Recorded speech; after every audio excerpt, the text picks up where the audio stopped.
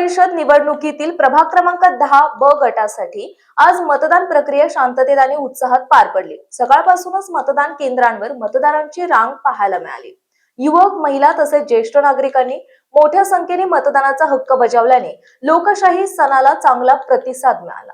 या प्रभागात भारतीय जनता पार्टीकडून निलेश रॉय, काँग्रेस पार्टीकडून राहुल प्रेमलवार तर वंचित बहुजन आघाडीकडून भीमराव इटकलवार हे उमेदवार निवडणूक रिंगणात असून तिन्ही पक्षांमध्ये अटीतटीची लढत झाल्याचं चित्र आहे।